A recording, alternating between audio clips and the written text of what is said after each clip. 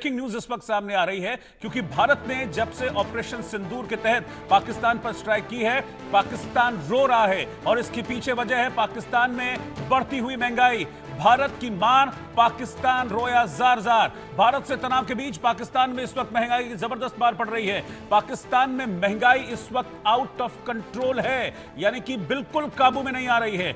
10 मई के बाद से वहां सामानों की कीमतों में जबरदस्त उछाल हुआ है। पाकिस्तान में आटा, दाल, चीनी, तेल, चावल सब महंगा हो गया है। खाने पीने के दाम इस वक्त पाकिस्तान में आप समझिए कि आसमान छू रहे हैं। सिचुएशन ऐसी हो गई है कि आम आदमी वहां पर कुछ खरीद नहीं पा रहा है। हालांकि ये पाकिस्तान के लिए कोई नई बात नहीं है, वहां पर इस तरह से होता है, दुगनी तिगनी महंगाई हमेशा पाकिस्तान में रहती है। लेकिन ऑपरेशन सिंदूर की मार के बाद से तो हालात और ज्यादा खराब हो गए। क्यों खराब होने के पीछे वजह यह है कि ऑपरेशन सिंदूर जब भारत ने किया, उसके तहत स्ट्राइक्स की, भारत ने पाकिस्तान के कई एयरबेसेस को तबाह किया, तो जो पब्लिक को मिलने वाला थोड़ा बहुत फंड था वो पाकिस्तान की सरकार उठाकर सारा का सारा अब यहां पर आतंक के अड्डों को बनाने में लगा रही है और अपने जो टूटे फूटे एयरबेस हैं उनको बनाने में लगा रही है। आप कीमतें देखिए क्या हाल हो गया है। प्याज की कीमत 150 रुपए किलो से इस वक्त ज्यादा है। 120 रुपए से ऊपर आलू बिक रहा है। टमाटर 105 110 रुपए किलो का रेट है इस वक्त। आटा 71 72 रुपए किलो के आसपास है। चीनी सोचिए 200 रुपए। जब भी आप चाय पिएंगे आप एक चम्मच चीनी जरूर डालेंगे, लेकिन पाकिस्तान को वो एक चम्मच चीनी अपनी चाय में डालने से पहले भी सोचना पड़ रहा है, क्योंकि उस एक चम्मच चीनी के लिए 200 रुपए निकालने पड़ेंगे जेब से, और जेब में पैसा है नहीं। चावल 325 रुपए किलो है। घी का दाम वहां पर 700-800 रुपए से किलो पर पहुंच गया है। पेट्रोल 250 रुपए लीटर मिल रहा है। सरसों का तेल यहां भारत में आराम से 150-160 रुपए लीटर मिलता है, वहां दाम 550 रुपए के आसपास है। 250 रुपए के आसपास दूध इस वक्त पाकिस्तान में है। एक अंडे की कीमत 40 रुपए है। चिकन 750, मटन 2000 रुपए किलो। तो आप सोचिए कि आदमी कहते हैं ना कि नंगा नहाएगा क्या और निचोड़ेगा क्या, वो वाली सिचुएशन हो रही है। अजय ठीक कह रहा हूं मैं, यही सिचुएशन है पाकिस्तान के सामने और उसके आवाम के सामने। नंगा नहाएगा क्या और निचोड़ेगा क्या? बिल्कुल रोहित, आपको बता दूं कि अभी कल की तस्वीरें ही मुझे याद आ रही हैं कि जब सिंध में जो झड़प चल रही थी सेना और लोगों के बीच में, तब की अभी तस्वीरें ताजा देखें तो एक ट्रक था, जो लोडर ट्रक वहां से जा रहा था और लोगों ने उसको आग के हवाले किया, उसको तोड़ा प्रदर्शनकारियों ने। तो उसके बाद उस पर जो लगा हुआ सामान था राशन का, उसे लूटा गया। अब ये सोचिए, ये लूट ऐसे नहीं होती, जब गोली चल रही हो तो कोई गाड़ी लूटने नहीं जाता है। वो इसलिए गए क्योंकि उन्हें पता था कि इस अनाज की कीमत पाकिस्तान में उनकी जान से ज्यादा है। इसीलिए वो अपनी जान की परवाह न करते हुए उस गाड़ी को लूटने के लिए गए। यही हाल जो है पाकिस्तान में, पाकिस्तान के कब्जे वाले कश्मीर और तमाम इलाकों का है, जहां पर भुखमरी की कगार पर पाकिस्तान है। और लोग जो हैं वो खासतौर पर इस चीज को लेकर परेशान हैं कि आखिरकार उनकी जिंदगी पटरी पर लौटेगी कब। सरकार दरअसल किसी भी देश की हो उस चीज को लौटा सकती है। आप सोचिए, एक तरफ भारत जहां 80 करोड़ लोगों को मुफ्त में खाना राशन जो है वो बांटा जाता है, और एक तरफ पाकिस्तान की वो 80% से ज्यादा जनसंख्या जो गोली खाकर भी राशन को जो है वो लूटने में लगी हुई है। उसके पीछे की वजह और सिर्फ वहां की सरकार, क्योंकि वो आतंकवाद को प्रेफरेंस देते हैं। महंगाई वहां पर आसमान पर है। आटा जो जम्मू कश्मीर में, जो कि पाकिस्तान से बिल्कुल सटा हुआ है, या फिर ये कहूं कि आरसपुरा सेक्टर जहां पे पाकिस्तान ने फायरिंग की थी, और तारबंदी इस तरफ का जो इलाका है, वहां आटा 30 रुपए किलो है। वही आटा फेंस के दूसरी तरफ 10 मीटर की दूरी पर 300 रुपए किलो है। तो हालत पाकिस्तान की क्या है, ये इससे समझा जा सकता है।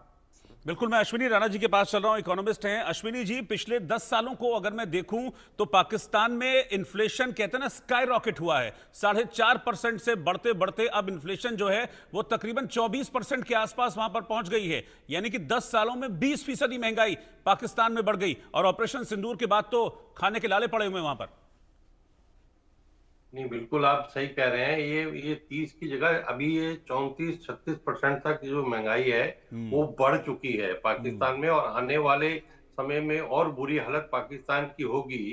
पहले से ही 22 लाख करोड़ का जो है कर्ज है, 25 करोड़ के करीब उनकी पॉपुलेशन होगी, लेकिन आप देख लीजिए कि कितनी जो है पर पर्सन के ऊपर कितना उनके ऊपर दबाव है।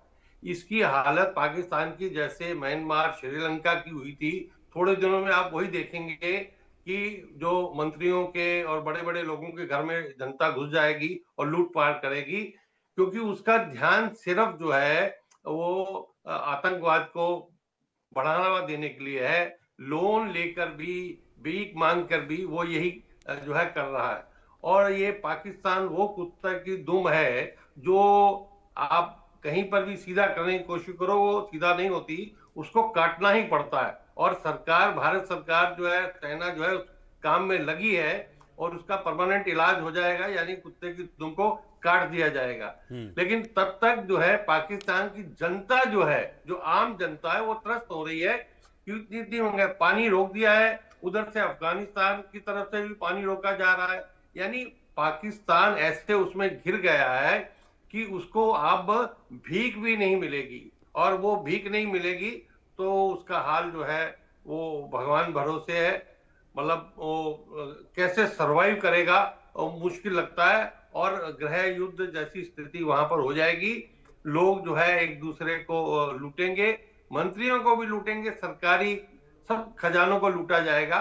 क्योंकि जनता को क्या है, वो 2 टाइम का खाना चाहिए, जो कि पाकिस्तान में आज आसानी से नसीब नहीं हो रहा। बिल्कुल, आप जो बात कह रहे हैं वो होना शुरू भी हो गया। आपने देखा ना कि सिंध प्रांत के गृहमंत्री के घर में घुस गई पब्लिक, घर को फूंक दिया, लूट लिया। उसके बाद अजय ने जैसे बताया कि वहां पर आटे से भरा हुआ जो ट्रक था, अनाज से भरा हुआ ट्रक था, लूट किया। लूटमार शुरू हो गई है खाने को लेकर। वहां पर एक ब्रेकिंग न्यूज और आ रही है इस वक्त पाकिस्तान की इसी महंगाई को लेकर। उसके बाद मैं अरविंद जी के पास चलूंगा। बड़ी खबर यह है कि महंगाई की मार से इस वक्त पाकिस्तान त्रस्त है और पाकिस्तान में जो आम पब्लिक है, जनता है, वो त्राहिमाम कर रही है, सड़कों पर उतरी हुई है।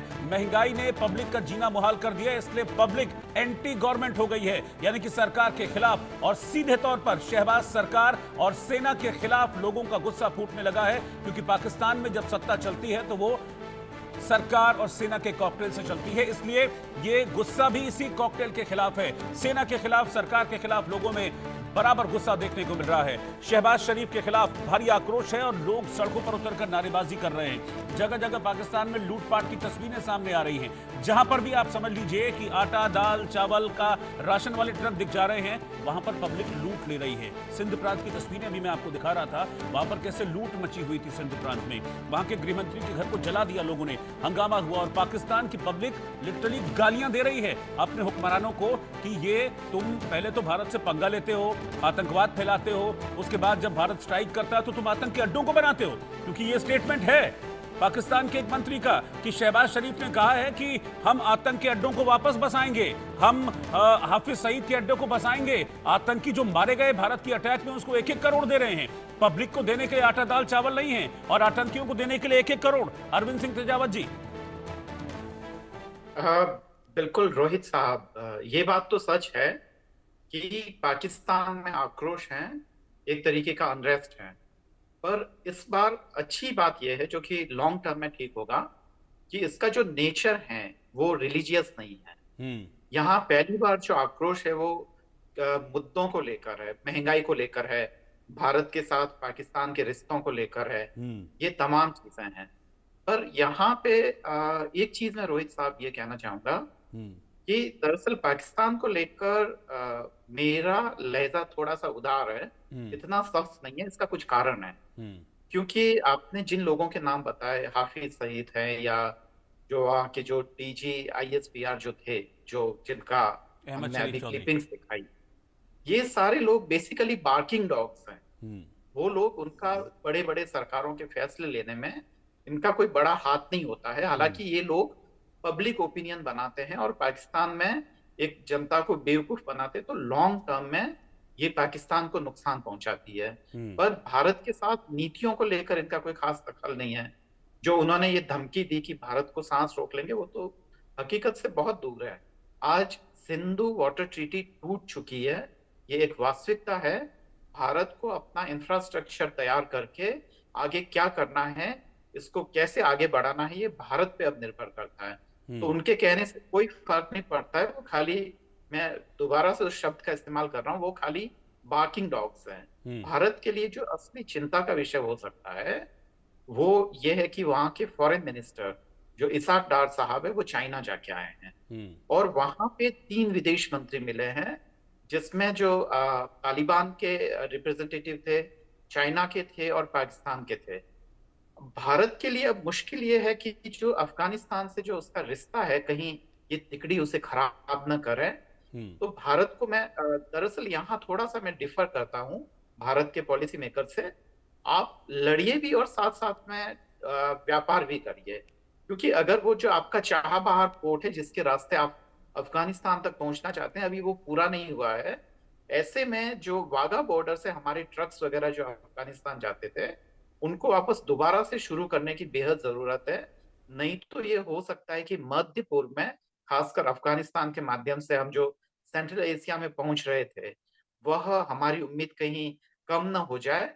और जो आपने वहां पे महंगाई की जो दरें और जो रुपए बताए, मेरे अंदाज से अगर मैं गलत नहीं हूं, तो वो पाकिस्तानी रुपए में है, वो इंडियन रुपीज में नहीं है। तो पाकिस्तानी रुपया जो है वो भारत के रुपए से 3 गुना कम कीमत में बिकता है। तो एक तो ये ध्यान देने की बात है। दूसरी बात यह है कि जहां तक महंगाई की दर है, अश्विनी साहब भी मुझसे सहमत होंगे। हम्म। वो वर्ल्ड बैंक के कुछ कड़ी शर्तों के बाद में वो ठीक हो गया था, और महंगाई दर लगभग दशमलव और कुछ बिंदुओं में पहुंच गई थी, जो कि वाकई बहुत ही पिछले काफी सालों से ठीक थी। पर इस छोटी मोटी लड़ाई के बाद में वो वापस खराब हो गई, और मुझे लगता है कि अगले महीने में वह 5 से 6% की दर से बढ़ रही है। जहां तक भारत का प्रश्न है, भारत में वो ठीक हुई है, और जो अगले जो जून में है, वो कुछ दशमलव से वो ठीक होने की उम्मीद है। इसका कारण दरअसल डिफेंस सेक्टर है, क्योंकि भारत ने अपनी क्षमताओं का प्रदर्शन किया है। जी। तो वहां पे कुछ इन्वेस्टमेंट भी आएगा, खासकर जैसे कि जो हमारे जो रक्षा क्षेत्र के जो जितने भी उपक्रम हैं, और उसमें कुछ प्राइवेट पार्टनरशिप भी हैं, तो वहां पे हैं। और ये चीन का भी है। तो इस लड़ाई से भारत और चीन के उन उद्यमों को फायदा हुआ है जो रक्षा से जुड़े हुए हैं। पाकिस्तान का नुकसान हुआ है, और उसमें महंगाई दर कुछ खराब होने की जो उम्मीद है, पर वो देखते हैं कि उसको कैसे कंट्रोल करता है। भारत को इस क्षेत्र में जो खासकर ये तिकड़ी है, उसको बनने से रोकना है, और हम्म। अपनी पॉलिसीज को आगे बढ़ाना है। जहां तक इन लोगों का प्रश्न है, मैं अपनी बात ये कह के समाज खत्म करता हूं कि ये खाली बार्किंग डॉग्स है, इसके अलावा वो कुछ कर नहीं सकते हैं।